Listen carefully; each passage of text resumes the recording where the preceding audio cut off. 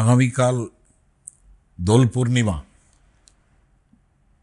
আমার পরমারাধ্য চৈতন্য মহাপ্রভুর সেদিন জন্মদিন, তার সঙ্গে হোলি।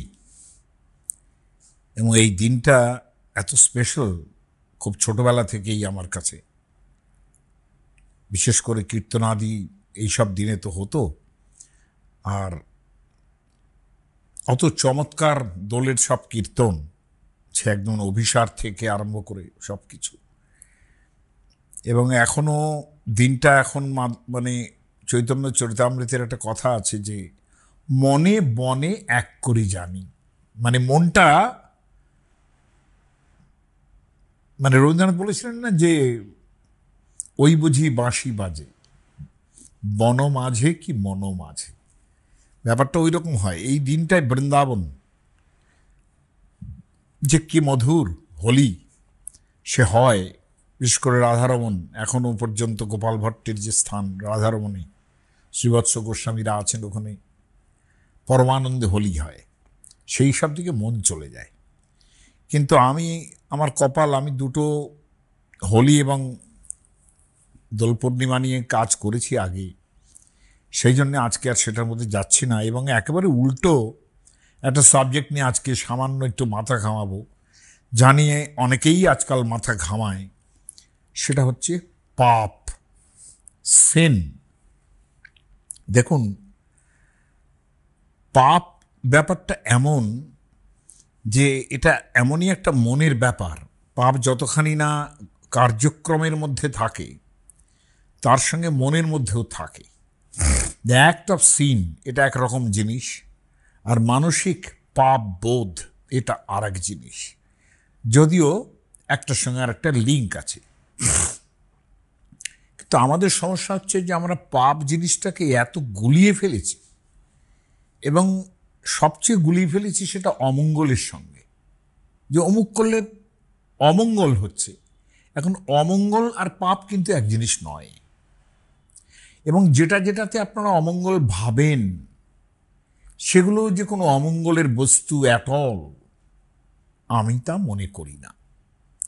আপনার হাত থেকে পুজোর প্রদীপ পড়ে গেল কিংবা আলো নিভে গেল, এতে কিছু হয় না। ভগবান এত সহজে, তিনি সমস্ত প্রাণীর আরাধ্য, তিনি এত তাড়াতাড়ি অমঙ্গল করেন না যারা তাকে উপাসনা করে। কাজে এই অমঙ্গল বস্তুটা খুব গোলমেলে, বিশেষ করে আমি যত দেখি, সাধারণ মানুষের মধ্যেও যত দেখি, খুব গোলমেলে, এবং অমঙ্গলটাকে পাপ বলে ধরে নেন, সেটা আরও খারাপ।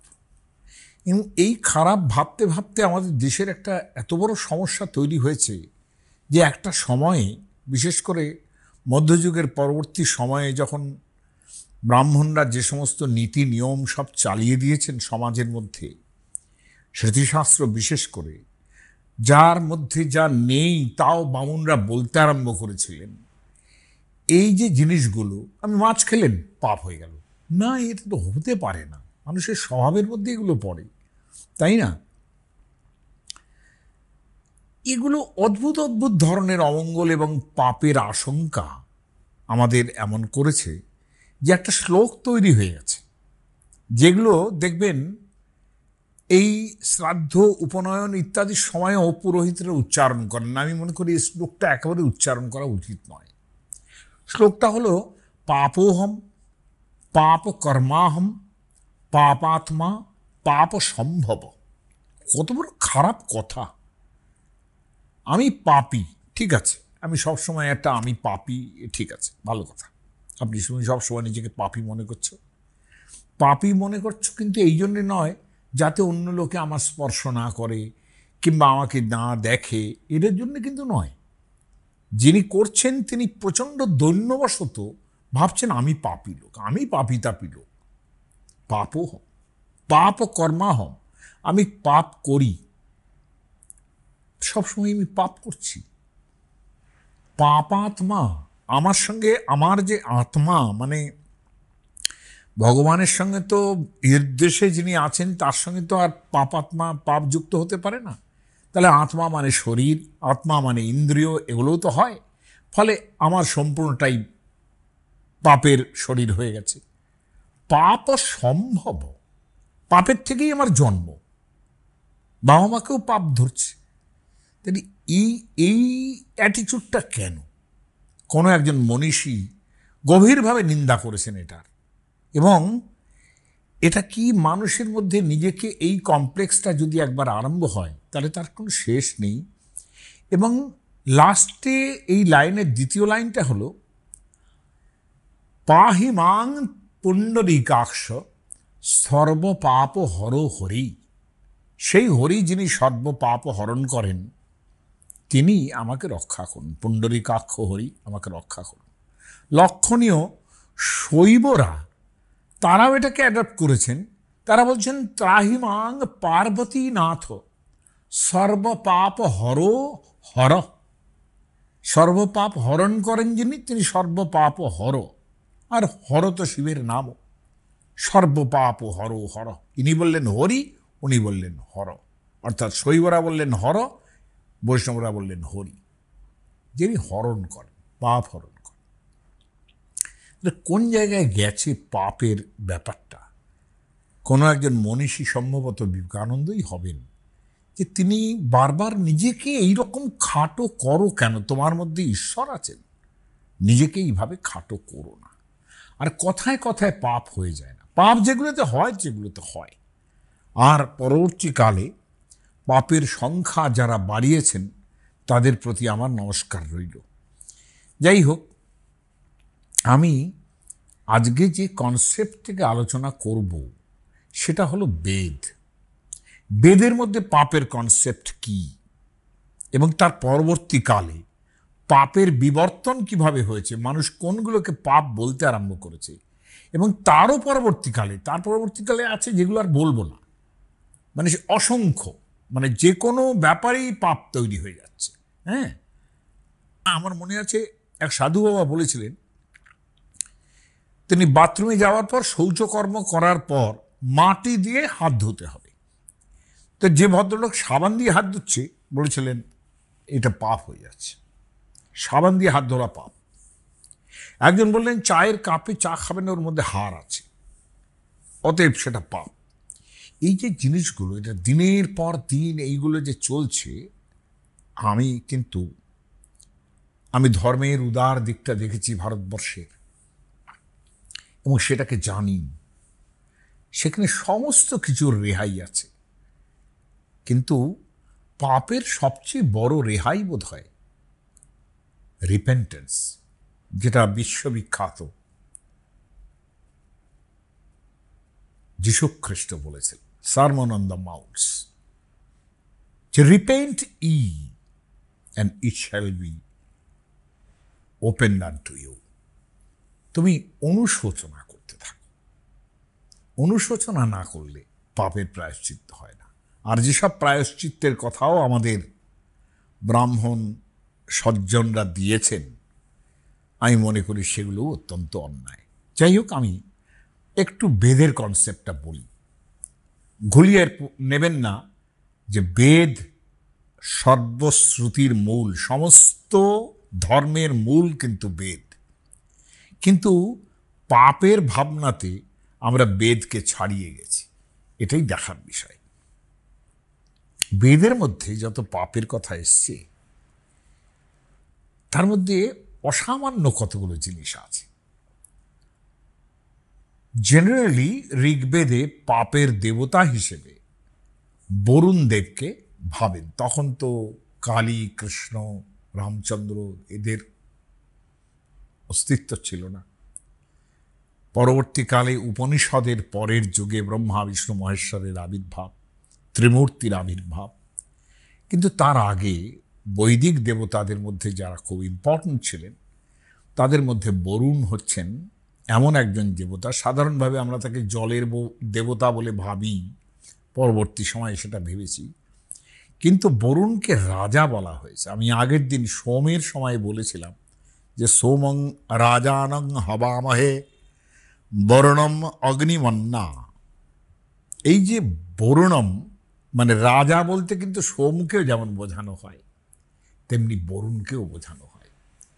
যারা ওদেশের মানুষ, মির্চা এলিয়াদে কিংবা জোসেফ এম কিটাগাওয়া কিংবা পরবর্তীকালের কম্পারেটিভ রিলিজনের আরো বড় বড় সব মানুষ, তারা বরুণকে বলেছেন হাই গড, মানে অনেক উঁচু মানের দেবতা। এবং তার যে অস্ত্র, তারটার নাম হচ্ছে পাশ, একটা নুজ, সর্ট অফ নুজ, যেটা দিয়ে জালের মধ্যে বেঁধে ফেলা যায়। বরুণ নাকি সব দেখতে পান এবং অন্যায় যে করছে তাকে তার জালের মধ্যে আবদ্ধ করেন। এটা বৈদিক ভাবনার মধ্যে।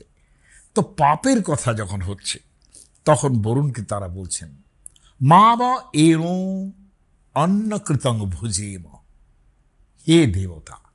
অন্য দেবতাদের উদ্দেশ্যে বলছে, কিন্তু বরুণকে মেইনলি, যে দেবতারা আমি তোমাদেরই, ফার্স্টেই কথাটা দেখুন, আমি তোমাদেরই, এই কথাটা কিন্তু বলে নিচ্ছেন।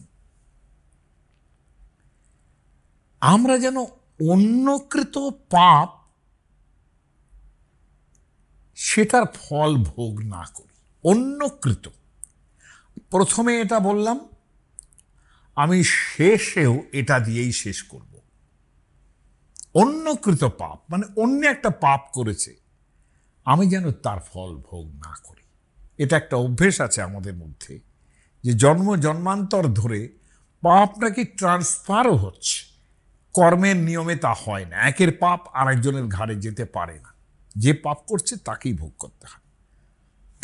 এখন কি হয়, কখনো কখনো এরকম হয়, একজন পিতা, তিনি ভয়ঙ্কর রকমের পাপ কাজ করেছেন, তার যখন সন্তান হয়, সেই সন্তানের মধ্যে একটা পাপী লোকের সন্তান হিসেবে তাকে চিহ্নিত করে বলেই কিন্তু আমরা ভাবি যে তার পাপটা তার মধ্যে চলে এলো। তা কিন্তু নয়। যীশুখ্রিস্ট তো আরো অন্যরকম বলেছেন যে you can hate the sin but not the sinner. যে পাপ করেছে তাকে হেট করো না, সিনকে হেট করো। আমাদের দেশে তো সেসব অত এইভাবে এত সিম্প্যাথেটিক্যালি মানুষের জন্য ভাবেনি। তারা ওই জন্যে এই প্রশ্নটা প্রথমে করছেন যে মা বা এনো অন্ন কৃতাঙ্গ ভুজিম। দেখুন, মাইকেল মধুসূদন খুব কষ্টেই এটা লিখেছিলেন যে মরে পুত্র জনকের পাপে।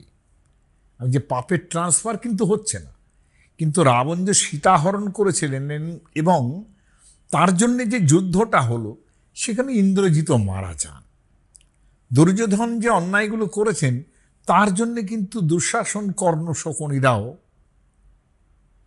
অন্যায় বরণ করেছেন, তাদের করতে হয়েছে সঙ্গে সঙ্গে থাকার ফলে।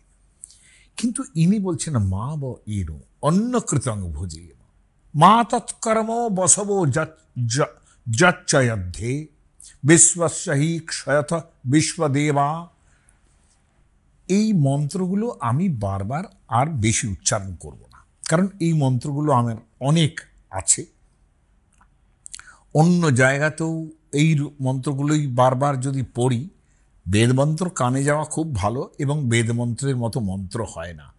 5000 বছর আগে এই রকম সুন্দর কবিতা লেখা, এটা ভাবা যায় না। সোমা রুদ্রা যমবেতাস্মে বিশ্বা তনুসু ভেষজানি ধত্তম। হে সোমরুদ্র, তোমরা আমাদের শরীরের জন্য এই সকল ভেষজ অর্থাৎ হার্বেল ধারণ করো, তোমাদের কাছে আছে। আমাদের কৃত যে পাপ আমাদের শরীরের মধ্যে আছে তা শিথিল করো এবং আমাদের তা থেকে মুক্ত করো। অবশ্যতং মুঞ্চতং জন্য অস্তি তনুষু বদ্ধম কৃতমেন। এন মানে পাপ, এন এ দন্তন্য, এন মানে পাপ, এবং একটু গভীর ধরনের পাপ। মানে এই পাপ যদি আমার থাকে ভেতরে, শরীরের মধ্যে থাকে, যার ফলে রোগ হচ্ছে। ওনারা মনে করতেন যে পাপের ফলে রোগ হচ্ছে। আবার বৈদিক ভাবনায় এরকমও ভাবা হয়েছে কিন্তু, যে পাপের ফলে রোগ হয় না, রোগ শারীরিক কারণে হয়, পাপ আলাদা জিনিস। এটাও কিন্তু ভাবতে হবে। অনেকে বলেন না, এই রোগে ভোগ করছি, পূর্বজন্মে কত পাপ করেছি। দেখুন, এই ব্যাপারে কেউ নির্দিষ্ট করে আমরা বলতে পারবো না। ধর্মের দিক থেকে আমরা বলতে পারবো না যে প্রারব্ধের জন্য আমরা এই শরীর ভোগ করছি। কিন্তু আমার নিজের কমন সেন্সে মনে হয় শরীরের কারণেই শরীরের ভোগ করি। এখন জরা ব্যাধি এগুলো তো আসবে শরীরের মধ্যে, কিন্তু সেটাকে তার পেছনে পাপ করে রেখেছি, এটা ভাবাটা বোধহয় ঠিক না। ইয়া আপের নিত্য বরুণ প্রিয়স্মন, হে বরুণ, হ্যাঁ, হে বশিষ্ঠ। বশিষ্ঠকে আমরা পরে শুনব। তিনি অসামান্য একটা স্তুতি রচনা করেছেন বরুণের উদ্দেশ্যে, যে যে পূর্বে যে প্রিয় হয়ে, পূর্বে তোমার প্রিয় ছিল, কিন্তু তোমার কাছে যদি অপরাধ করেও থাকে সে, তবু হে বরুণ, সে তোমার সখা হোক। এরকম মিষ্টি মন্ত্র হতে পারে না যে পূর্বে তোমার প্রিয় ছিল, কোনো কারণে সে একটা পাপ করেছে, কিন্তু সে আবার তোমার সখা হোক। হ্যাঁ, আমরা তোমার আত্মীয়, বরুণকে বলছেন। আমরা পাপযুক্ত হয়ে যেন ভোগ না করি, অর্থাৎ পাপ ভোগ যেন না করি। মা তো এন স্বন্ত যক্ষিণ ভুজেব, এই কথাটা মানে পাপযুক্ত হয়ে যেন ভোগ না করি, অর্থাৎ ভোগটা যেন পাপের সঙ্গে একটু আলাদা হয়েই রয়েছে। এরম করে একটা একটা করে আমি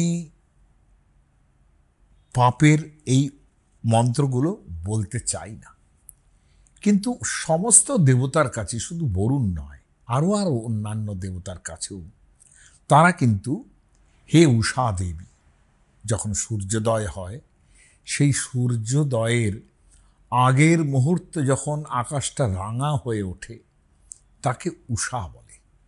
বেদমন্ত্র অসামান্য সুন্দর করে এই উষাকে এক সুন্দরী রমণী হিসেবে প্রতিষ্ঠা করে বলেছেন যে সূর্য ও দেবীম, এই সূর্য কি করেন সকালবেলায়, দেবীম উষাস, এই উষা তার পশ্চাৎ পশ্চাৎ গমন করেন। কিরকম, মরেও না জোশাম অভিয়েতি পশ্চাৎ, একটা পুরুষ যেরকম তার আশা নিয়ে একটা মেয়ের পেছন পেছন যায়, সেই তুলনাতে বলছেন কেন, যে উষার পেছন পেছন সূর্য আসছে। সূর্য দেবীম উষাসো রোচমান, মরেও না জোশাম অভিয়েতি পশ্চাৎ। তাহলে যে সূর্য উষার পেছন পেছন আসছেন, এটা একটা রূপক। আসলে সূর্য ওঠার আগে যে উষার উদয় হয়, উষা যে এই রাঙা মুহূর্তটা, এই রাঙা বসন পরা উষার কথা বলেছেন, একটা সুন্দরী হিসেবে কল্পনা করেছেন বৈদিকরা, যে সূর্য তার পেছন পেছন আসে।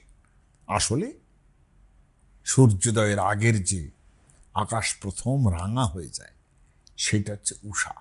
উষা দেবীর কাছেও প্রার্থনা করা হচ্ছে তিনি যেন আমাদের পাপ নষ্ট করেন। এখন আর একটা সাংঘাতিক জিনিস এই কথা বলতে বলতে, যেটা পরবর্তীকালে ধর্মশাস্ত্রকারেরা বারবার বলবেন। দেখুন, পাপের একটা ডেফিনেশন তৈরি হচ্ছে যে এইটাকে পাপ বলে। যেমন তার একটা বড় উদাহরণ রয়েছে যে ইনসেস্ট। ব্রহ্মা শোনা যায়, এটাও কিন্তু একটা রূপক, যে তিনি তার কন্যা গমন করেছিলেন। আসল কথাটা তা তো নয়।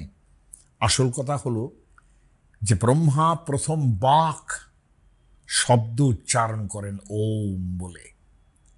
সেই যে শব্দ উচ্চারণ করেন, যেহেতু তার মুখ নিঃসৃত, এটা তার কন্যা হলো। তাহলে একদিকে যেহেতু তার থেকে তার সৃষ্টি হলো কন্যা, আবার এইটা করার পর তিনি যাতে কথা বলতে পারে সবাই, আবার তিনি তাকে মুখের মধ্যে গ্রহণ করলেন, অন্তরের মধ্যে গ্রহণ করলেন। ফলত বাগদেবী তার অন্তরঙ্গা হলেন, এবং সেখানে বলা হচ্ছে যে সরস্বতীর সঙ্গে তার বিয়েও হয়েছিল।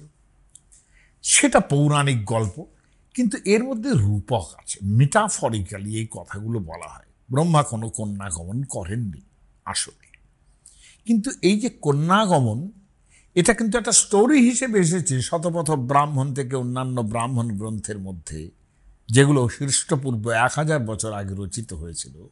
শতপথ ব্রাহ্মণ, সেখানে এই যে কন্যা গমন করছেন এই কথাটা, এই ভাবনাতেই নাকি ব্রহ্মার একটা মাথা কেটে ফেলে দেওয়া হয়েছিল। তারা ভগবান রুদ্রর কাছে বলেছিলেন, রুদ্র এটা সহ্য করতে পারেননি, তো ব্রহ্মার একটা মাথা কাটা গেল। তাই নিয়ে কত পৌরাণিক গল্প তৈরি হয়েছে, অনেক অনেক কিছু। হ্যাঁ, এখন এই যে ব্রহ্মার মাথা কাটা গেল, বলা হয়েছে এখানে যে কন্যা গমন করে তিনি পাপ করেছেন। তার মানে এই যে ইনসেস্ট, এটাকে পাপ বলে ধরেছেন কিন্তু এই বৈদিকেরা। ফলে এর একটা জ্বলন্ত উদাহরণ আছে, যম জমির একটা সংবাদ আছে। যম আর জমি দুইজন ভাই বোন, তারা একই গর্ভে থেকে তাদের জন্ম। পরবর্তীকালে জমি যমুনাতে পরিণত হয়েছে, যেটা ভাই ফোঁটার সময় যে ভাই কপালে দিলাম ফোঁটা, যমুনা দেয় জমকে ফোঁটা, এই যে ব্যাপারটা। কিন্তু এইখানে একটা ব্যাপার আছে যে জমি বারবার ইনসিস্ট করছেন যমকে যে এসো আমরা মিলিত হই, ফিজিক্যালি মিলিত হই। আমার ধারণা এটা সভ্যতার প্রথম আরম্ভে জাস্ট অ্যাডাম অ্যান্ড ইভের মতো ঘটনা, যদিও এখানে বৈদিক ভাবনায় এটা আরো অনেক বেশি রঙিন হয়ে উঠেছে। জমি ইনসিস্ট করছেন, যম না করছেন, এবং সেখানে যম বলছেন যে তোমার শরীরের সাথে আমার শরীর মিলাতে পারি না আমি। ভগিনীতে যে উপগত হয়, অর্থাৎ যে লোক বোনের সঙ্গে এরকম করে, তাকে পাপী বলে, বা পচ্যাং পাপমাহুর যা শ্মশারং নিগচ্ছাত। সে যদি এই বোনের সঙ্গে এরকম ইনসেস্টুয়াস রিলেশন হয়, তাকে পাপী বলে। তুমি অন্য কোনো পুরুষের সাথে তুমি সম্ভোগের চেষ্টা করো, এবং তাকে সুন্দরী বলেই বলছেন যে সুন্দরী, তোমার ভাইয়ের সঙ্গে যেটা তুমি করতে চাইছো, ভাইয়ের সে ব্যাপারে অভিলাষ নেই। যম আবার সেখানে বলছেন যে তুমি এত দুর্বল কেন, এরকমভাবে ভাবছো কেন। যাই হোক, তিনি ইনসিস্ট করছেন এবং যম না করছেন, এবং সেই না করাটা এমন একটা জায়গায় পৌঁছলো শেষ পর্যন্ত কিছুই ঘটল না। অর্থাৎ এইখানে পাপের একটা সংজ্ঞা তৈরি হচ্ছে যে এটা একটা পাপ, এই ধরনের ঘটনা একটা পাপ। কেন এটাকে পাপ বলছে? যাতে করে অন্য কেউ এইরকম একটা ঘটনার মধ্যে না যায়, এটা এইখানে এটাই তাৎপর্য। আর একটা জায়গা বলছেন সপ্ত মর্যাদা কবয়স্ততক্ষু স্তাসাম একাম ইদম অভ্যাং হরোগাত। যে দেখো, পণ্ডিতেরা 7টা সীমা নির্ধারণ করেছেন, 7। 7টা পাপের কথা বলেছেন, যেটাকে ওরা মর্যাদা, সীমা বলছেন। এটা অতিক্রম করাটাই মানে পাপ হচ্ছে। কারণ সেই বুঝে সেই অকর্তব্যের কথা যেটা বলেছেন, অর্থাৎ সেই পাপগুলো যাতে মানুষ না করে। তাদের একটাও যদি করি, তাহলেও তেষাম মানে তাসাম একাম ইদম, তাসাম একাম ইদভ্যং হরোগাম, একটাও যদি করি তাহলে সেটা পাপ। 7টা অন্যায়। এই 7টা অন্যায় কি কি, এটা সম্বন্ধে অনেকে অনেক কথা বলেছেন, এবং যারা পণ্ডিত তারা অন্যান্য জায়গা থেকে, বিশেষ করে নিরুক্ত গ্রন্থে, বেদের দশম মণ্ডলের পঞ্চম সূক্তের 6 মন্ত্র, এইটা নিয়ে বলার সময় নিরুক্তকার, যিনি কোষকার, তিনি এই 7টা পাপের নাম দিচ্ছেন। তার মধ্যে একটা হচ্ছে চৌর্য, আরেকটা হচ্ছে গুরুতল্প। গুরুতল্প, তল্প মানে বিছানা, গুরুতল্প মানে গুরুর যিনি স্ত্রী তার বিছানায় উঠে পড়া শিষ্যের পক্ষে, সেটা পাপ। একটা ব্রহ্ম হত্যা মানে ব্রাহ্মণের হত্যা, মানে ব্রাহ্মণের কতটা চাপ বাড়ছে ভাবুন, যে ব্রাহ্মণ হত্যা করলে পাপ হবে। অন্য মানুষকেও হত্যা করলে পাপ হওয়া উচিত, পরবর্তীকালে সেটাও হয়েছে।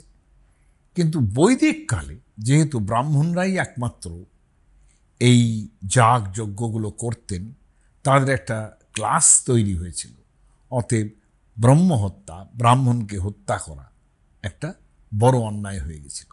পরবর্তীকালে সেই ক্লাসের মধ্যে এতটুকুও বিলং না করে, অর্থাৎ কিনা ব্রাহ্মণোচিত কোনো কাজকর্মই যিনি করেন না, শুধু জাতে বামুন, এরকম লোককে হত্যা করাও মানে ভয়ঙ্কর হয়ে গেছিল, সেটা পরবর্তীকালে। শুধু এই ব্রহ্মহত্যা করেই লাগিয়ে গেছেন। আর একটা কি, ভ্রূণ হত্যা। তার মানে দেখুন, আমাদের দেশে যারা বলেন যে ভ্রূণ হত্যা হতো, ভ্রূণ অবস্থায় কন্যাদের মেরে ফেলা হতো, তারা কিন্তু ভুল বলেন। এটা স্ট্রিক্টলি আমাদের দেশে ভ্রূণ হত্যা। এমনকি ভ্রূণ হত্যাকে এমনভাবে ভাবনা করা হয়েছে যে ঋতুকালের পর যদি স্বামী স্ত্রীতে উপগত হন এবং সেখানে যে ভ্রূণ তৈরি হয় সেটা কোনোভাবে তো হত্যা করা যাবেই না, বরঞ্চ তৈরি না হওয়াটাই তারা অপছন্দ করতেন। কেননা তখনকার দিনে লোক সংখ্যা কম ছিল, ফলত তারা চাইতেন যে যতখানি মাল্টিপ্লিকেশন হয় মানুষের সংখ্যা যত বাড়ে। এটাও একটা পাপের মধ্যে গণ্য হয়েছে। আর কি, কন্টিনিউয়াস যে পাপ করেই যাচ্ছে। এবং আর একটা হলো মিথ্যা কথা বলা, এটাও পাপের মধ্যে গণ্য হয়েছে। তার মানে এই যে ঋত সত্য, এই যে জায়গাটা, এটা খুব ইম্পর্ট্যান্ট হয়ে উঠছে। যদিও এই মিথ্যা কিংবা সত্য, এটা সঠিক কি, কখনো কখনো তো এমন হয়েওছে যে মিথ্যা বললে পরে যদি কারো উপকার হয়, মিথ্যা বললে যদি একটা ঝগড়া থেমে যায়, মিথ্যা বললে পরে যদি আর একজনের অন্যায় রোধ করা যায়, তাহলে সে মিথ্যা কিন্তু সত্যের থেকেও উপকারী। এ নিয়ে পরবর্তীকালে অনেক চর্চা হয়েছে, যাকে আমরা সিচুয়েশনাল এথিক্স বলেছি পরবর্তীকালে। তাহলে এইগুলো একটা সময়ে পাপ বলে গণ্য হয়েছে, এবং এই যে পাপের সংখ্যা একটু একটু করে বাড়ছে। ছান্দোগ্য উপনিষদে সেখানে বলছেন স্তেনো হিরণ্যস্য সুরাং পিবংশ্চ, বলছেন যে সোনা চুরি করে। আশ্চর্য লাগবে শুনলে, পরবর্তীকালে ধর্মসূত্র যারা লিখছেন তারা বলছেন যে ব্রাহ্মণের সোনা চুরি করে সে পাপী, অন্যের সোনা চুরি করলে পাপী নয়। এটা তো ঠিক কথা। উপনিষদ কিন্তু সেই জায়গাটা ধরেছে। স্তেনো হিরণ্যস্য, সোনা একটা মহার্ঘ বস্তু, সেটা যার ঘরে থাকে, সেটা যদি কেউ চুরি করে সেটা পাপ বলে গণ্য হয়েছে। সুরাং পিবংশ্চ, যদি কেউ মদ খায়, সুরা পান করে। আর ছান্দোগ্য উপনিষদে দুটো হলো গুরস্তল্পম আবসন, অর্থাৎ যিনি গুরুর তল্প, অর্থাৎ সেই তল্প বলেছি বিছানা। আসলে তৎকালীন দিনে অনেক গুরুই ছিলেন প্রায় ঋষির সমান, তারা তপস্যা করতেন, কৃচ্ছ সাধন করতেন, অনেক বয়স হয়ে যেত। কিন্তু বিবাহের সময় অনেকেই খুব তরুণী স্ত্রী গ্রহণ করতেন তারা। এখন এই যে তরুণী স্ত্রী, তাদেরও তো বয়সটা কম ছিল, ফলে আর শিষ্য যে পড়াশোনা করছে 12 থেকে 24, 24-এর পরেও তারা গুরুগৃহে থাকতে পারে পড়াশোনা করার জন্য, এইটা তো ছিল গুরুকুলের অবস্থা। ফলে মানে মিনিমাম পড়াশোনা করার সময়টা হচ্ছে 12 বছর, তারপরে 24 বছর হতে পারে, তারপরে সেটা আরও বাড়তে পারে। এই যে একজন যে থেকেই গেল গুরুগৃহে, সে তো একটা ঋষিকল্প জায়গায় চলে যাবে, গার্হস্থ্য গ্রহণই করল না। কিন্তু এই যে শিষ্যের বয়স হচ্ছে, সে তারও যখন একটা যৌবনগন্ধি বয়স হচ্ছে, তার অ্যাডোলেসেন্স তৈরি হচ্ছে, সেখানে গুরুকুলে এই জিনিসগুলো ঘটনাগুলো ঘটতো। মহাভারতে তার কিছু উদাহরণও আছে। যাই হোক, সেসব পরের কথা। কিন্তু কথা হচ্ছে এই গুরুতল্পটা তৎকালীন দিনে এটা একটা পাপের মধ্যে গণ্য হয়েছিল, যাতে কেউ না করে এটা। উপনিষদও কিন্তু ব্রহ্মহা অর্থাৎ ব্রহ্ম গ্নন্তি অর্থাৎ ব্রাহ্মণকে যে মারে সে মার্ডার করে।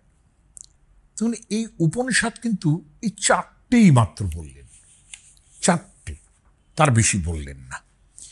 এরপরে যখন ধর্মশাস্ত্রের জায়গায় আসছি, তখন কিন্তু অনেক রকমের, ঘুম থেকে দেরি হচ্ছে উঠতে সেটা, যে কুনখী অর্থাৎ এই নখগুলো যার ভয়ঙ্করভাবে কালো নোংরা হয়ে গেছে সেগুলো, তারাও নাকি পাপী। ব্ল্যাক টিথ অর্থাৎ ভালো করে দাঁত মাজে না, এরকমও হতে পারে, অথবা দাঁত না মাজতে মাজতে দাঁত কালো হয়ে গেছে, সেটাও পাপের লক্ষণ বলে গণ্য হচ্ছে। এমন যদি হয় যে একটা লোক, সে তার ছোট ভাইয়ের বিয়ে আগে হয়ে গেল, বড় ভাইয়ের বিয়ে হলো না, এখানে ছোট ভাই পাপী বলে গণ্য হবে। একটা বাড়িতে বড় মেয়ে রয়েছে, তার বিয়ের আগে তার ছোট মেয়ের বিয়ে গেল, এই সব জায়গায়। এবং এগুলো কেন তৈরি হয়েছে আমি খুব বুঝতে পারি। সামাজিক অবস্থার মধ্যে যখন একটা বাড়িতে গেলাম, মেয়ে দেখতে গেছেন তারা, তাদের বড় মেয়ের জায়গায় ছোট মেয়েকে পছন্দ হয়ে গেল। এই যে পছন্দটা হয়ে গেল, তারা কিন্তু এই মনস্তত্ত্বের দিকটায় খুব ভালোভাবে তাকিয়েছিলেন, যে এই যে বড় মেয়েটা নেগেটেড হলো, বড় মেয়েটা যে ডিনাইড হলো বিয়ের ব্যাপারে, ছোট মেয়েটার বিয়ে হয়ে গেল, বলে আমাদের ছোট মেয়েটা কি পছন্দ, আমরা ওর সঙ্গে বিয়ে দেবো। বিয়ে দিয়ে দিলেন বাবা মা। কিন্তু এই অবস্থায় বড় মেয়েটার মনে যে ডিপ্রেশন আসতে পারে, আমার মনে হয় এটা ধর্মশাস্ত্রকারেরা খুব ভালো করে খেয়াল করেছিলেন, যার ফলে এগুলোকে পাপ বলে গণ্য করেছেন। দেখুন, প্রত্যেকটা পাপ বলে গণ্য করার পেছনে কিন্তু একটা মানসিক কারণ থাকতে পারে, সেগুলো কিন্তু হেয় নয়। এখানে যে পাপ বলে ওরা ভাবছেন, আমি মনে করি ওরা এইটা পাপ না বললে, মানে ধর্মশাস্ত্রকারেরা এটাকে পাপ না বললে লোক এগুলো করেই চলবে। কাজেই এই জিনিসগুলো পাপ বলে গণ্য হচ্ছে পরের দিকে।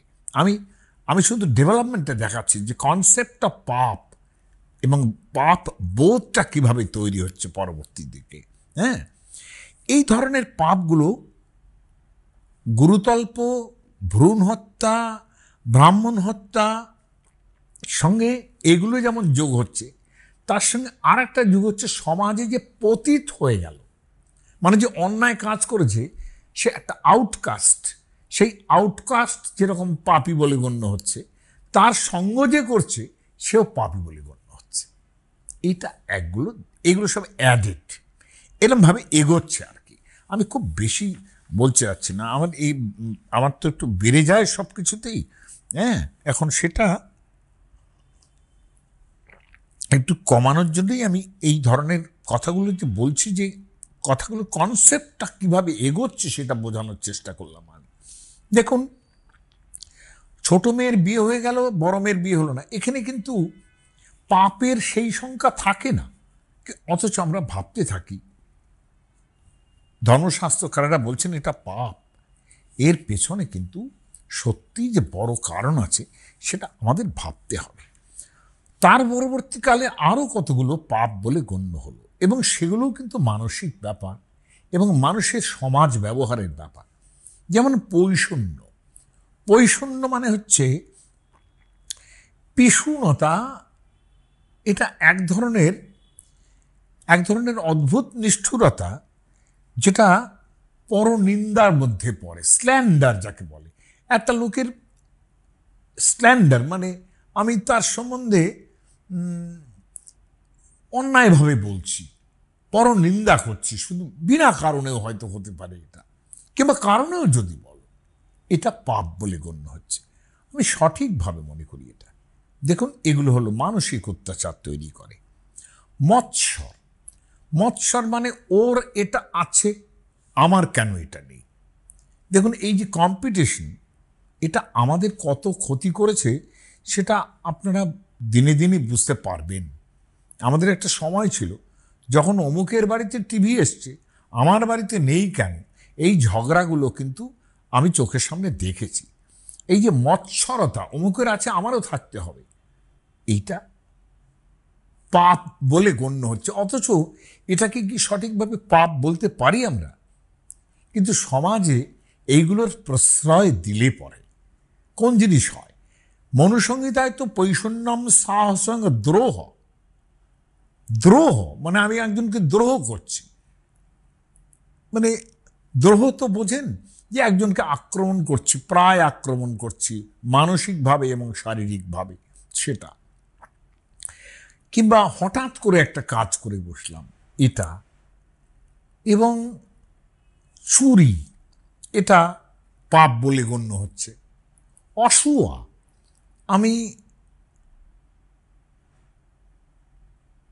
অসূয়া মানে কি?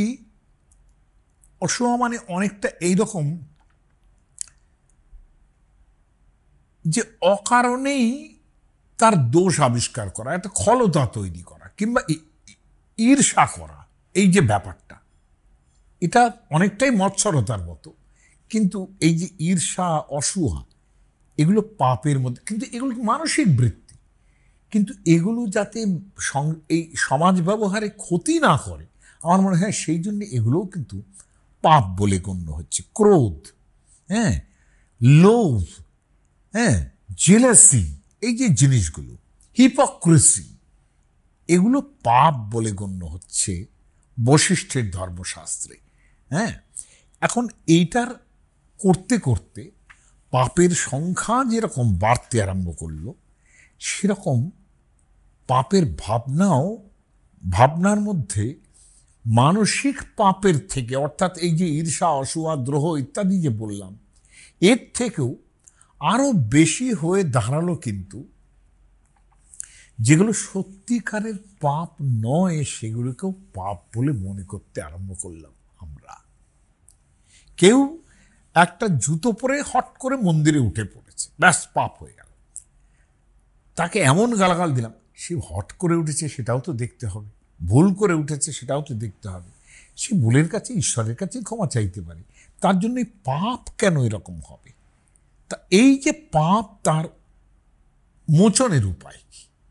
এই মোচনের উপায়গুলো বরুণের কাছেই কিন্তু বেদে হয়েছে, এবং সেটা এত মধুর সেই সব মন্ত্রগুলো, যে আমার মধ্যে যা কিছু দুষ্কৃত আছে, আমার মধ্যে যা কিছু, আমি যা অন্যায় করেছি, আমি লোককে অভিশাপ দিয়েছি, হয়তো পাপ বলে গণ্য হচ্ছে, সেটাকে অভিশাপ দিয়েছি, এই তুই মরিস না কেন, এই ধরনের অভিশাপ দিয়েছি। হ্যাঁ, আমি প্রতিজ্ঞা করেও আমার সত্য কথাটা রাখতে পারিনি। হ্যাঁ, আমি যে অসত্য কথা বলেছি, এটা বরুণদেবের কাছে বলা হচ্ছে যে হে, অথবা জলের কাছে বলা হচ্ছে, এই জল তুমি এগুলো আমাকে ধুইয়ে দাও। দেখুন, যার জন্যে এই যে পাপ জলে ধুয়ে দাও, এই কনসেপ্টটা কিন্তু এইখান থেকে গ্রো করেছে। তার মানে জলে ধুলে যেরকম ময়লা যায়, সেমনি আমার মধ্যে যে অন্যায় কাজ আমি করে থেকেছি, আমি যা কিছু অন্যায় আচরণ করেছি, কাউকে অভিশাপ দিয়েছি, এগুলো যেন গঙ্গা স্নান করলে চলে যাবে। কারণ দেখুন, এগুলো খুব বড় পাপ নয়, ফলে এগুলো গঙ্গা স্নান করলে যেতেই পারে। গঙ্গা স্নান কেন, জলের কাছেই এই অনুরোধ করা হয়েছে, যার জন্য আমাদের দেশে জল একটা খুব ইম্পর্টেন্ট ব্যাপার হয়ে উঠেছে। এবং সেই জল এতটাই ইম্পর্ট্যান্ট হয়ে উঠেছিল যে এক সময়ে সেটা সূচিবাইতে পরিণত হয়ে গেছে। আমি অনেক বিধবা মাসি পিসিকে দেখেছি যারা হাত ধুতে ধুতে হাতে হাজা করে ফেলেছিলেন যে সব কিছুতেই তাদের পাপ হচ্ছে, ফলে জলেই ধুতে আরম্ভ করছেন সব কিছু। এই যে তীর্থ স্নানের ব্যাপার কিংবা ইত্যাদি ব্যাপার, তা কিন্তু এই ধরনের পাপ মোচনের জন্য। কিন্তু সেখানে দেখুন অনেক বেশি ইম্পর্টেন্স আছে কিন্তু রিপেন্টেন্সের।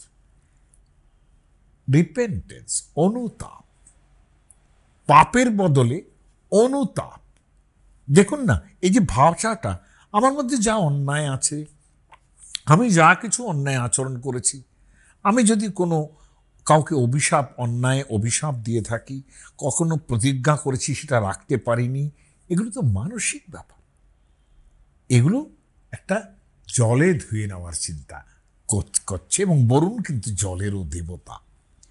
এবং বারবার এই পাপগুলো প্রশমনের জন্যে বৈদিকরা কিন্তু ওই যেরকম বৈদিকরা কি করছেন, একেবারে বরুণের কাছে প্রচুর খাবার দাবার উপঢৌকন দিয়ে তার কাছে পাপ শান্তি করার জন্য চেষ্টা করছেন বারবার, উইথ অল রিপেন্টেন্স। লক্ষণীয়, এটা যদি আমরা মনুষ্য জগতে করি, তাহলে যার কাছে আমি অন্যায় করেছি, আমি যদি তার কাছে খাবার দাবার নিয়ে গিয়ে তাকে তুষ্ট করি, যা বলেছি ভাই অন্যায় করেছি, হ্যাঁ, তাহলে কিন্তু ব্যাপারটার পাপ থাকে না। বুঝতে পেরেছেন? তাহলে এই ধরনের যে মানসিক পাপগুলো, কি সুন্দর বৈদিক এই যে দেবতার কাছে উপঢৌকন নিয়ে তাকে হব্যদান করছি, তার ক্রোধ অপসারণ করার চেষ্টা করছি, তুমি করো না, এই যে ক্রোধ অপসারণ করার চেষ্টা করছি, যে ব্যক্তিগত জায়গায় একটা লোক যে লোকের ওপরে ক্রোধ করেছিল তার কাছে গিয়ে যদি সেই ব্যাপারটা ক্ষমা চায় কিংবা একটু খাবার নিয়ে যায় তার জন্যে, তাহলে ব্যাপারটা কিন্তু সেইখানেই মিটে যায়। এটা কখনো হয় না একবারের জায়গায় দুবার গেলে পরে সে দরজা বন্ধ করে রেখে দেবে। যখন সে যদি দরজা বন্ধ করে রাখে, তাহলে তার ক্রোধ অপসরণীয় হয়, তখন তারই পাপ ঘটবে। এইটা আগে মাথায় রাখতে হবে। কাজে এই ভাবনাটা বৈদিকরা কিন্তু সব সময় এই দিক থেকে ভেবেছেন। একটা অদ্ভুত ব্যাপার আছে, ওই যে বললাম যে 7টা মর্যাদা স্থাপন করেছিলেন। আমি অজ্ঞানতাবশত যে পাপ করেছি, অজ্ঞানতাবশত, দুর্বল বা বলশালী লোকদের প্রমাদে আমার যদি কোনো পাপ হয়ে থাকে, ভাবুন আমি একটা বলশালী লোক, তার ফাঁদে পড়ে আমি তাকে সাপোর্ট করলাম, আমার পাপ হলো। তো সে পাপটা কে ধোবে? সেই পাপটাকে মানসিকভাবে যার কাছে হলো তাকেই বলে দিতে হবে যে আমি এই জন্যে করেছিলাম। হ্যাঁ, এখন ঐশ্বর্যের গর্বে যদি কোনো পাপ করে থাকি, দেখুন সব মানসিক, ঐশ্বর্যের গর্বে দেবতা এবং মনুষ্যগণের প্রতি যদি কোনো অপরাধ করে থাকি, দেবেষু চ সবীর সবিতর মানুষেষু হে সূর্যদেব, আমি যদি দেবতার কাছে এবং মানুষের কাছে যদি কোনো অপরাধ করে থাকি, ত্বগনো অত্র সুবদতাৎ, আমাদের বাঁচাও তুমি। অনাগস, আগহ মানে হচ্ছে পাপ, তোমরা তো পাপী নও।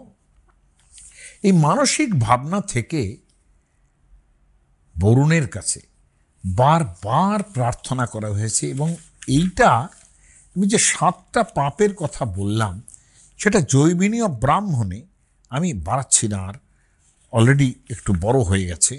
হ্যাঁ, জৈমিনীয় ব্রাহ্মণের একটা জায়গায় আমি সুন্দর মানে বেদ মন্ত্রগুলো পড়তে পারলে আমার খুব ভালো লাগতো।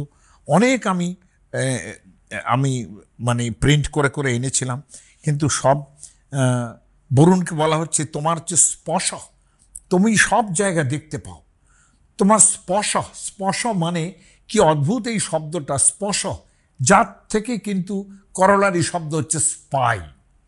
তোমার চর আছে সব জায়গায়, তুমি দেখতে পাচ্ছে তারা সব কিছু, যে আমি কি অন্যায় করছি। হ্যাঁ, তুমি সহস্রাক্ষ, তোমার সহস্র চক্ষু। ইনফ্যাক্ট সহস্র চক্ষু দেবতাদের কথাটা এই জন্যই হয়েছে যে তারা চারদিকটা খবর রাখেন।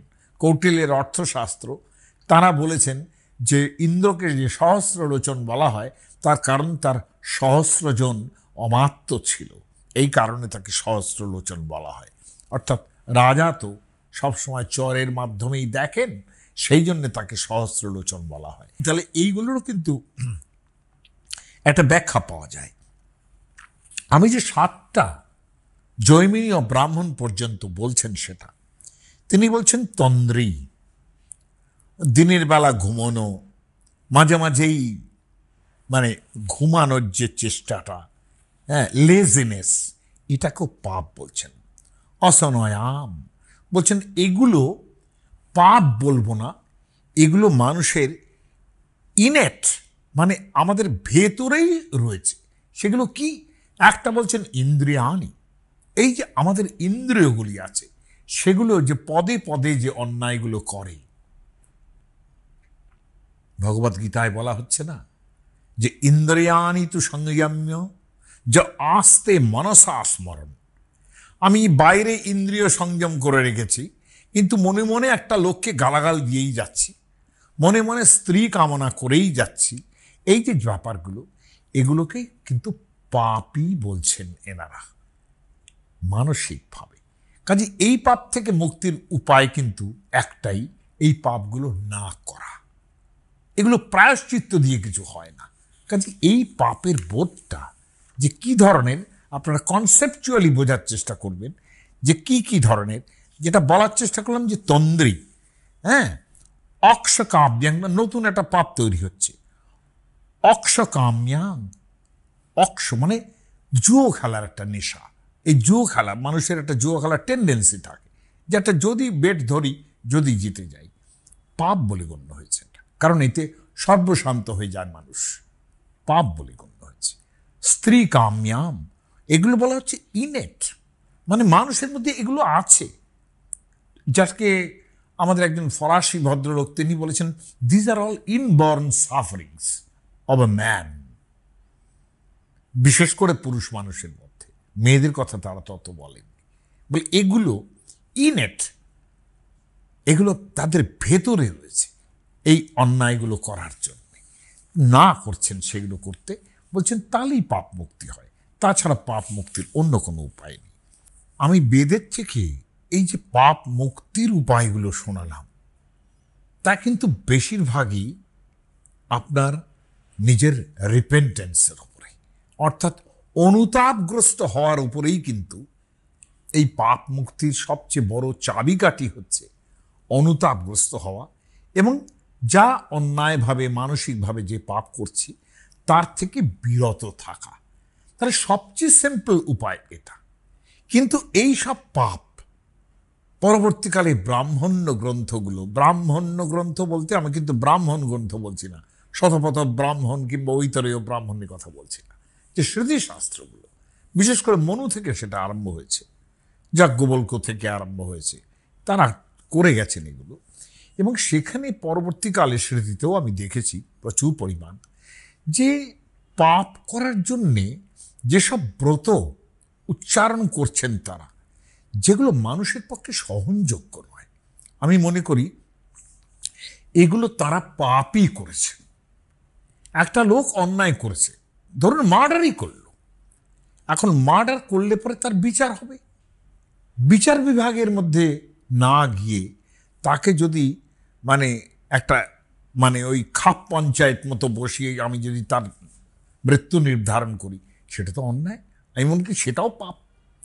কিন্তু এইরকমভাবে ওনারা যেসব ব্যাপার তৈরি করেছিলেন, তার মধ্যে কৃচ্ছ, অতিকৃচ্ছ, চান্দ্রায়ণ ব্রত, উপবাস, কিছু বাদ নেই। হ্যাঁ, এতদিন উপবাস করো, দেখুন যেটা বিধবাদের উপরে হয়েছে, তারা কোনো পাপ না করলেও তাদের স্বামী খাকি বলা হচ্ছে। এগুলো কিন্তু সমাজের উপরে যারা চাপিয়েছেন তারা হাই হ্যান্ডেড ওয়েতে চাপিয়েছেন।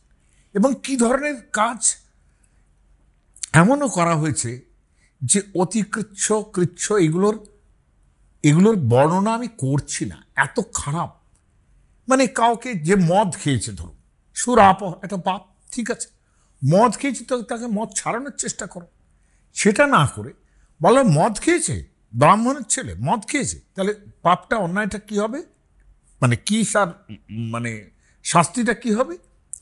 এমন গরম করে তাকে মদটা খাওয়াও, গরমটা ওই মদই এমন গরম করে তাকে খাওয়াও যাতে তার জিভটাই পুড়ে যায়। এমন দেওয়া হয়েছে যে লোক, ধরা যাক কোনো পুরুষ কোনো স্ত্রীলোককে লঙ্ঘন করল, সেখানে কি হলো, তার পাপটা যা হলো তার পরিবর্তে বিধান দিচ্ছেন ব্রাহ্মণেরা যে তার যে লিঙ্গ পুরুষাঙ্গ সেটা কেটে সেইটা হাতে করে নিয়ে দেখিয়ে দেখিয়ে সব জায়গায় ঘুরতে হবে। আপনি কি মনে করেন যে এই পাপের এই ফল হবে? এটা করা উচিত নাকি তার সঙ্গে যার যে অন্যায়টা করেছিল তাকে যদি সুন্দর করে বিয়েটা দিয়ে দেওয়া যায়, সেটা তো অনেক ভালো হতো, তাই না?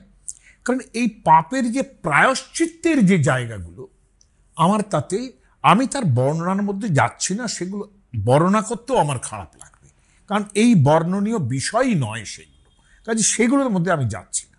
আমি লাস্টে আমি এইটা বলছি যে এই ঘটনা মধ্যযুগে এত হয়েছে, এই জিভ পুড়িয়ে দেওয়া অমুক দেওয়া তত এত হয়েছে যে একটা সময় কিন্তু হিস্টোরিয়ানরা বলতে আরম্ভ করেছিলেন যে আমাদের দেশে, ধরুন আমাদের সাথে স্মৃতিশাস্ত্র এমনও কিন্তু আছে, যখন মুসলিমরা এদেশে এসেছিলেন তখন কখনো কখনো ধরা যাক হিন্দু ঘরের স্ত্রীলোক তারা নিয়ে গেছেন, এমন অনেক স্মৃতিকার আছেন, বিশেষ করে শিবাজির সময়ে সেই স্মৃতিকারের একজন নামটা আমি ভুলে গেছি, তিনি এরকমও বিধান দিয়েছেন যে এরকম ঘটনা যদি ঘটে, তিনি যদি ফিরে আসেন তাহলে তার রজ যদি তার নিঃসৃত হয়, অর্থাৎ তার যদি পিরিয়ড হয়ে যায়, তাহলে তাকে ঘরে তুলে নিতে হবে।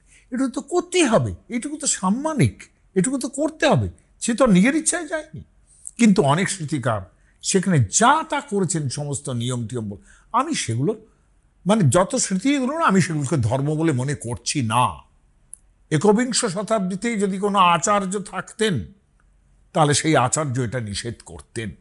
আমি সেই আচার্য নই, আমার কথা নাই মানতে পারেন, কিন্তু আমি যুক্তি দিয়ে কথা বলছি, এগুলো হতে পারে না, সামাজিকভাবে এই জিনিস হতে পারে না। এবং এই ঘটনার ফল এমন দাঁড়িয়েছিল যে আমাদের মধ্যযুগে যেমন অন্যদিকে বৈদেশিক যদি অত্যাচার যতখানি ঘটে থাকে, আমাদের শাস্ত্রকারদের স্মৃতিকারদের অত্যাচারও কিন্তু কম ছিল না, যার ফলে অনেক হিন্দু কিন্তু কনভার্সন তৈরি হচ্ছিল, হিস্টোরিয়ানরা এটা মনে করেন। লক্ষণীয়, আমি একটা উদাহরণ দিয়ে আমার বক্তব্য শেষ করব। এই যে কৃচ্ছ অতিকৃচ্ছ, হ্যাঁ, গরম ঘি দিয়ে তার মুখ পুড়িয়ে দাও, এটা তো ঠিক না। ঘি খাওয়াচ্ছে, কিন্তু ঘিটা এমন গরম করে খাওয়াচ্ছে যে তার জিভটাই পড়ে গেল। এরকম এই শাস্তিগুলো কি কোনো ব্রাহ্মণ্যোচিত শাস্তি না, না পাপ স্খলন করার কোনো উপায়? আমি একটা উদাহরণ দেব, আপনাদের মনে থাকবে চৈতন্য চরিতামৃতে সুবুদ্ধি রায় বলে একজন লোক ছিলেন। সুবুদ্ধি রায় একটা সময়ে বড় জমিদার ছিলেন, এবং আমাদের দেশের যে one of the honest sultans, হ্যাঁ, তিনি হচ্ছেন হুসেন শাহ, যাকে আকবর অফ বেঙ্গল বলা হতো। তার দোষ ছিল অনেক, কিন্তু গুণও অনেক ছিল। যাই হোক, সেই হুসেন শাহ পূর্বে যাবে, আমি চৈতন্য চরিতামৃত থেকে পড়ছি, সুবুদ্ধি রায় ছিল গৌর অধিকারী, মানে এই গৌর যে দেশ সেখানে অধিকারী মানে বড় সড়। তিনি যে এখন রাজা ছিলেন তা আমরা মনে করি না, কারণ আমরা তা হিস্টোরিক্যালি প্রমাণ করতেই পারবো না, কিন্তু বড় গোছের জমিদার ছিলেন। এবং হুসেন খাঁ সৈয়দ করে তাহার চাকরি, সৈয়দ হুসেন শাহ এরকম বলা হয় তার নাম। সুবুদ্ধি রায় যখন তার পাওয়ারে ছিলেন, দিঘি খোদাইতে তারে মনসাব কইল, দিঘি খোদাইতে একটা পুকুর কাটার জন্যে তাকে ভার দেওয়া হলো, মনসাব মানে ভার দেওয়া হলো। ছিদ্র পায়া রায় তাকে চাবুক মারিল। হ্যাঁ, কোনো একটা অন্যায় সে করেছিল, মানে কাজের গোলমাল হয়েছিল, রায় মানে সুবুদ্ধি রায় তাকে চাবুক মেরেছিলেন। পাছে যবে হুসেন খাঁ গৌড়ে রাজা হইল, হুসেন খাঁ অর্থাৎ হুসেন শাহ যখন গৌড়ে রাজা হলেন, সুলতান হলেন আর কি। সুবুদ্ধি রায়ের তিহ বহু বাড়াইল। তিনি কিন্তু সুবুদ্ধি রায়কে বেশ বড় জায়গায় রেখেছিলেন।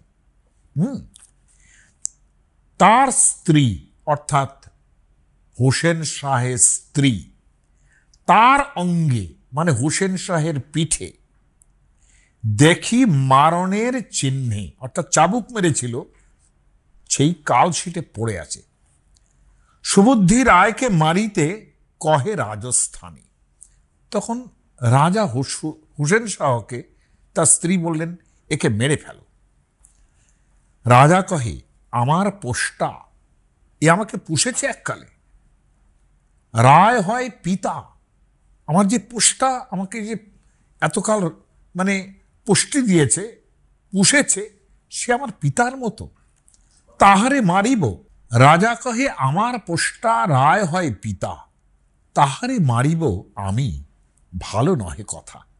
বলে, এটা আমি করতে পারবো না, আমি তাকে মারতে পারবো না। স্ত্রী কহে, জাতি লহ, প্রাণে না মারিবে। তুমি প্রাণ নহে নাই নিলে, না মেরেই ফেললে, তার জাতি মেরে দাও, জাত মেরে দাও। রাজা কহে, জাতি নিলে এহ নাহি জীবে। জাতি যদি ওর করি, তাহলে এ বাঁচবে না লোকটা। হোসেন শাহ ভাবনাটা দেখুন, চৈতন্য চরিতামৃতের কবি বলছেন, এটা তার উদারতার কথা বলছেন। স্ত্রী মারিতে চাহে, রাজা সংকটে পড়িলা। রাজা সুবুদ্ধি রায়ের স্ত্রী, তার মানে রাজার হোসেন শাহের স্ত্রী তার স্বামীকে এরকম মেরেছিল, তার জন্য তাকে এবারে মেরেই ফেলতে চান। স্ত্রী মারিতে চাহে, রাজা সংকটে পড়িলা। রাজা একটু স্ত্রীলোকের মানে স্ত্রীর কাছে একটু মুশকিলেই পড়লেন, যে এত করে বলছে। করোয়ার পানি তার মুখে দেওয়াইলা। করোয়া মানে হলো, এটা যদি আপনার এই দক্ষিণবঙ্গে কিংবা ইত্যাদি পূর্ববঙ্গে অনেক জায়গায় বদনা বলে একটা জিনিস হয়, বেশ একটা উঁচু ধরনের জিনিস, যার একটা থাকে বদনা, যাকে বদনিও বলে অনেকে। মানে ওই ফকিরদের জলপাত্র বিশেষ ছিল এটা, রাস্তাঘাটে যাদের যদি দরকার হয়। পরে এটা আরেকটু সংকীর্ণ অর্থে বাথরুমে যাওয়ার জন্য ব্যবহার হতো। এখন এই বদনা বলে জিনিসটা, ওটাকে বলে করোয়া। করোয়ার পানি তার মুখে দেওয়াইলা, অর্থাৎ এই বদনার যে জল, ওটা দেওয়া মাত্রই কিন্তু একটা কনভার্সনের ব্যাপার তৈরি হয়, মানে তার জাত মেরে দেওয়ার ব্যাপার হয়। তখনকার দিনে তাই ছিল। দেখুন, এই জলটা খেলো, তাতেই তার জাত চলে গেল। তাহলে বামুনরা কি করেছেন? আমাদের ব্রাহ্মণরা কেন এরকম ভেবেছেন যে একটু বদনার জল খেলো তাতেই জাত চলে যাবে? জাত জিনিসটা কি এমন সহজ জিনিস? বেশ ভালো, তারা এইরকমভাবেই ভাবতেন। কিন্তু ঘটনাটা দেখুন, তবে সুবুদ্ধি রায় সেই ছদ্ম পাইয়া, যখন এরকম ঘটনা ঘটেই গেল, সমাজে থাকতে পারছেন না সুবুদ্ধি রায়, তখন বারাণসী আইলা সব বিষয় ছাড়িয়া, তার নিজের যা জিনিসপত্র জমি জমা যা ছিল সব ছেড়ে তিনি বারাণসীতে অর্থাৎ কাশী চলে গেলেন। প্রায়শ্চিত্ত পুছিল তেহ পণ্ডিতের স্থানে। হ্যাঁ, পণ্ডিতদের কাছে তিনি বললেন, আমি কি প্রায়শ্চিত্ত করতে পারি, আমার এইভাবে জাত গেছে। কাশীতে গেছেন তিনি। তারা কহে, তপ্ত ঘৃত খাইয়া ছাড়ো প্রাণে, অর্থাৎ গরম ঘি খেয়ে প্রাণে মারা যাও, তবে তোমার এই জাত যাওয়ার। ভাবতে পারছেন এটা? পণ্ডিতরা, হিস্টোরিয়ানসরা মনে করেছেন এই ধরনের অত্যাচারও কিন্তু কনভার্সনের একটা কারণ ছিল। কাজেই আইন আচার সাধারণ জিনিসকে এত বড় করে নেওয়ার কারণ নেই। এবং সেটা তখনকার দিনের পণ্ডিতরাই কিন্তু আর একটা ক্লাস অফ পণ্ডিত, তারা বলছেন, কেহ কহে এত নহে, অল্প দোষ হয়। এটা এত কিছু বড় ব্যাপার হয়নি, দোষটা অল্পই হয়েছে। শুনিয়া রহিলা রায় করিয়া সংশয়। কিন্তু সুবুদ্ধি রায়ের সংশয় যাচ্ছে না, যে এক পক্ষ বলছে তুমি একদম গরম ঘি হয়ে প্রাণে মরে যাও, আর এক পক্ষ বলছে না, এত কিছু করতে হবে না। তুমি ঠিক আছে। এই সময়ে রূপ গোস্বামী এবং চৈতন্য মহাপ্রভুর সঙ্গে তার দেখা হয়। তারে মিলি রায় আপন বৃত্তান্ত কহিলা, তার বৃত্তান্ত তিনি জানালেন প্রভুকে। প্রভু কহে, ইহা হইতে যাও বৃন্দাবন, এখান থেকে তুমি বৃন্দাবনে চলে যাও, নিরন্তর কৃষ্ণনাম করো সংকীর্তন। তুমি কৃষ্ণনাম করো, তোমার কোনো পাপ আর লাগ। দেখুন কত সহজ উপায় বলে দিলেন। এক নামাভাসে তোমার পাপ দোষ যাবে, আর নাম লইতে কৃষ্ণ চরণ পাইবে। বলে নামাভাসেই মুক্তি হয়ে যায় মানুষের, হরিনাম উচ্চারণে নামাভাস। অজামিল বলেছিলেন তার মৃত্যুর সময়ে অনেক পাপ করা সত্ত্বেও শুধু সারা জীবন কোনো নাম করেননি, হরিনাম করেননি, শুধু নারায়ণ পুত্রকে নারায়ণ বলে ডেকেছিলেন, তার নামই ছিল নারায়ণ, তাতেই তার মুক্তি হয়ে গেল। এটা উদাহরণ হিসেবে দেওয়া হয়। বলে নামাভাসে যদি এই কাজ হয়, আর নাম করিলে কৃষ্ণ চরণ পাইবা। তাহলে এই হচ্ছে ভাবনা, যে পাপগুলো যে আমরা নিজেদের কিন্তু বাড়িয়ে নিয়েছি, এবং মানসিক ছাড়া আর অন্য যে পাপগুলো যেগুলো আচার অনুষ্ঠানের মধ্যে, সেগুলোতে এরকম ভেবে কখনো নিজেদের পাপোহম পাপ কর্মাহম এরকম ভাববেন না যে আমরা সবসময় পাপই করে যাচ্ছি, সবসময় অমঙ্গলের আশঙ্কা করছি। ভগবান পরম উদার, তিনি এত তাড়াতাড়ি পাপ দেন না, পাপ গ্রহণও করেন না। সকলকে ধন্যবাদ, ভালো থাকবেন।